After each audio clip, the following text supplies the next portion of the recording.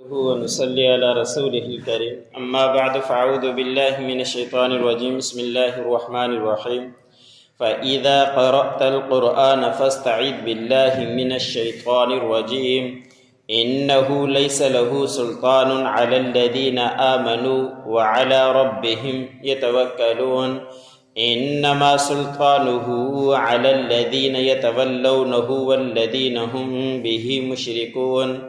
وَإِذَا بَدَّلْنَا آيَةً مَكَانَ آيَةٍ وَاللَّهُ عَالَمُ بِمَا يُنَزِّلُ قَالُوا إِنَّمَا أَنْتَ مُفْتَرٍ بَلْ أَكْثَرُهُمْ لَا يَعْلَمُونَ۔ سورۃ النحل کا درس چل رہا ہے۔ اسی سورت کے آیت نمبر 98 سے لے کر 101 تک تلاوت کی گئی۔ گزشتہ آیتوں کے اندر اللہ رب العزت نے قرآن پاک کے متعلق بیان فرمایا کہ یہ قرآن پاک ہدایت بھی ہے اور رحمت بھی ہے، اور جو اس کو پابندی کے ساتھ پڑھنے والا ہے اس کے لیے اجر و ثواب بھی ہے۔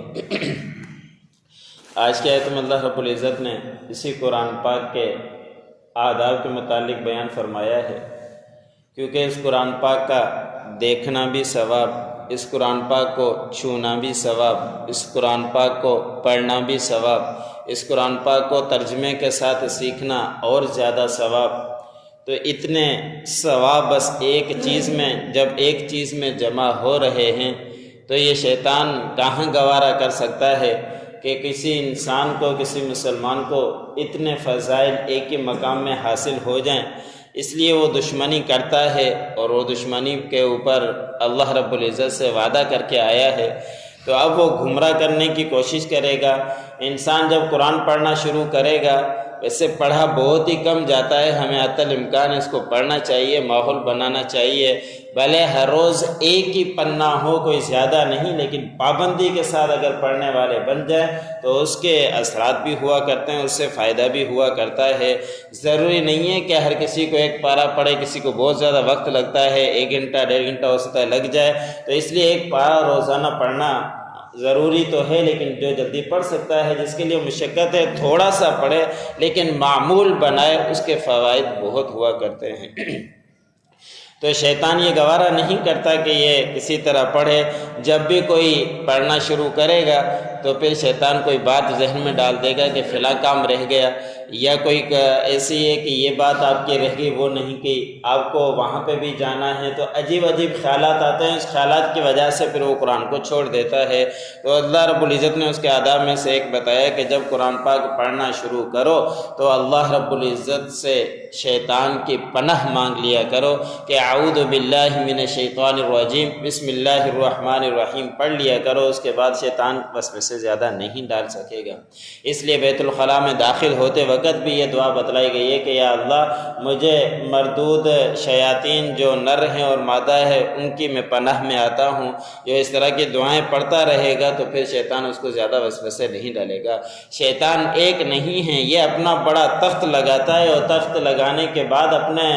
پتنگڑوں کو، نمائندوں کو بھیجتا ہے، پھر وہ پورے ہر جگہ کے اندر پھیل کر شیطان دلوں کے اندر وسوسے ڈالتا رہتا ہے، یہاں تک کہ شام کو آ کے وہ اطلاع کرتے ہیں۔ مفسرین نے لکھا ہے کہ جب کوئی شیطان آتا اور آ کے کہتا کہ میں نے ایک بندے کے پیچھے لگا رہا یہاں تک کہ میں نے اس کو شرک میں لا کر ہی چھوڑا، تو شیطانوں کا سردار کھڑا ہوتا ہے، کھڑے ہو کر ان کے گلے ملتا ہے کہ آپ نے بہت اچھا کام کیا، اس لیے کہ اب اس شخص کو ہمیشہ کے لیے آپ نے میرا دوست بنا دیا اور جہنمی بنا دیا، اور اس سے خوشی ہوتی ہے اس شیطان کو۔ تو شیطان صرف ایک نہیں، وہ اپنے نمائندے بھیجتا رہتا ہے۔ حدیث مبارک میں آتا ہے کہ جس طرح انسان کا خون انسان کے جسم میں گردش کرتا ہے، جہاں تک پہنچتا ہے شیطان وہاں تک پہنچ جاتا ہے۔ تو اس لیے ہمیں ان کے وسوسوں میں نہیں آنا چاہیے۔ قرآن کے آداب میں سے ایک یہ ہے کہ قرآن شروع کرتے وقت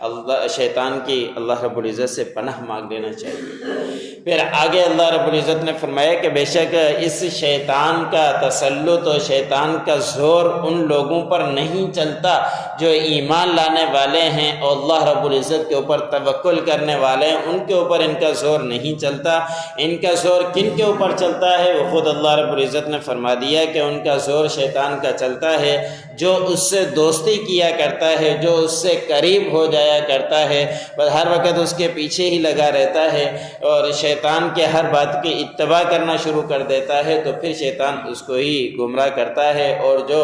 مشرک لوگ ہیں ان کے اوپر ہی ان کا زور چلتا ہے۔ اس لیے حدیث مبارک میں آتا ہے اور شرعی مسئلہ بھی ہے کہ معمولی سی باتوں پہ اگر شیطان بار بار وسوسہ ڈالے تو اس کو دھتکار دینا چاہیے، اس کو توجہ نہیں دینی چاہیے۔ اگر انسان توجہ دے گا تو پھر آہستہ آہستہ وہ زیادہ وسوسوں کے اندر آ جائے گا، پھر اس کے لیے زندگی گزارنا مشکل ہو جائے گی۔ اور حدیث مبارک میں آتا ہے کہ انسان کے دل کے کونے میں دائیں طرف اچھی باتیں الہام ہوتی ہے، بائیں طرف شیطان کیا کرتا ہے۔ تو جب اچھی بات ہو تو الحمدللہ کہا کرو، جب بری بات کا وسوسہ ہو تو بائیں طرف دھتکار دینا چاہیے، تھوک دینا چاہیے، تو اس کے بعد وہ شیطان زیادہ وسوسے نہیں ڈال پائے گا۔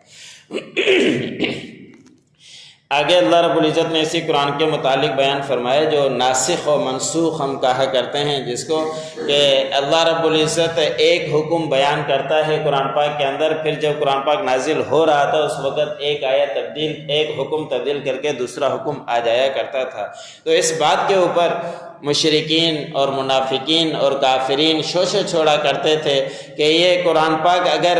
اللہ رب العزت کی طرف سے ہے تو ایک ہی دفعہ نازل ہو جانا چاہیے تھا، کہ ایک دفعہ ایک حکم آتا ہے، دوسری دفعہ دوسرا حکم آتا ہے، آیت یہ تبدیل کیوں ہوتی ہے؟ لگتا ہے کہ اس کو آپ گھڑ کر لاتے ہیں، جو آپ صلی اللہ علیہ وسلم کی طرف نسبت کیا کرتے تھے۔ 3 ہجری سے پہلے تک شراب حرام تھی، 3 ہجری کے بعد شراب کے حرام کا حکم آ گیا۔ 3 ہجری تک کافروں کے ساتھ، کافر عورت کے ساتھ مسلمان مرد، اور ایسے ہی مسلمان مرد کافرہ عورت کے مسلمان مرد کافرہ عورت کے ساتھ نکاح کر سکتا تھا۔ 3 ہجری کے بعد وہ ممانعت آ گئی۔ ایسے ہی کچھ اور احکام بھی تھے جس میں صحابہ اکرام کے لیے کافروں کے ساتھ 10 جنوں کے ساتھ مقابلہ کرنا لازم تھا، فرض تھا۔ 3 ہجری کے بعد اس کی ممانعت آ گئی کہ اب مسلمانوں کی تعداد بڑھ گئی ہے، اب ایک مسلمان 2 کافروں کے ساتھ لڑائی کرنا ان کے لیے فرض ہے۔ تو اس طرح کے احکام بعض اوقات تبدیل ہوتے رہے ہیں، تو اس کے اوپر کافر یہ کہا کرتے تھے کہ یہ آپ گڑھ کر لاتے ہو، اللہ رب العزت کی طرف سے ہوتا تو ایک ہی حکم ہوتا۔ تو اس کے متعلق مفسرین نے لکھا ہے کہ جب کوئی اچھا ڈاکٹر ہوا کرتا ہے، سمجھانے کے لیے مفسر نے لکھا ہے کہ جب کوئی اچھا ڈاکٹر ہوتا ہے تو اس وقت ایک دوائی دیتا ہے، اس کو معلوم ہے کہ ابھی اگر میں اس کو زیادہ دوائی دوں گا تو اس کے لیے خرابی کا زیادہ خطرہ ہے، ابھی اس کا معدہ کچھ صحیح ہو جائے، تو وہ ڈاکٹر پہلے ایک دوائی دیتا ہے، کچھ عرصے کے بعد وہ دوائی تبدیل کر دیتا ہے۔ کوئی یہ نہیں کہتا کہ ایک ہی دفعہ دوائی دے دے، بار بار یہ ڈاکٹر تبدیل کیوں کرتا ہے۔ جب ڈاکٹر کی باتوں کا وہ اعتراض نہیں کرتے تو اللہ رب العزت تو پوری کائنات کا حکیم ہے، حکمت والا ہے، وہ ہم سے زیادہ جانتا ہے کہ مسلمانوں کے اوپر، انسانوں کے اوپر کون سی بات کب نازل کرنی ہے، کون سا حکم کب اتارنا ہے۔ تو اللہ رب العزت اسی لیے اللہ حکمت زیادہ جانا کرتے ہیں، تو اس لیے ایک حکم کی جگہ دوسرا حکم تبدیل کر سکتے ہیں۔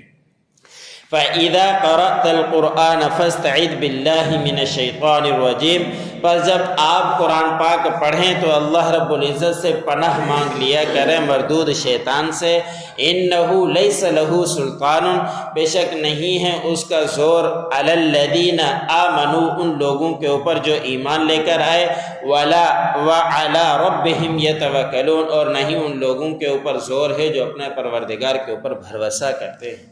انما سلطانہ علی الذین یتولونہ، بے شک کہ اس کا شیطان کا زور ان لوگوں کے اوپر ہے جو اس کے ساتھ دوستی کیا کرتے ہیں، والذین ہم بہ مشرکون، اور ان کے اوپر زور چلتا ہے جو شرک کیا کرتے ہیں۔ وَإِذَا بَدَّلْنَا آیَةً مَكَانَ آیَةٍ وَاللَّهُ عَالَمُ بِمَا يُنَزِّلُ، اور جب ہم تبدیل کرتے ہیں کسی آیت کو دوسری آیت کے اوپر، اور اللہ رب العزت زیادہ جانتا ہے کہ جو نازل کیا کرتا ہے۔ قالوا انما انت مفتر، کافر لوگ کہا کرتے تھے کہ بے شک آپ نے اس کو گھڑ لیا ہے، بل اکثرهم لا يعلمون، بلکہ ان میں سے اکثر لوگ وہ جانتے بھی نہیں۔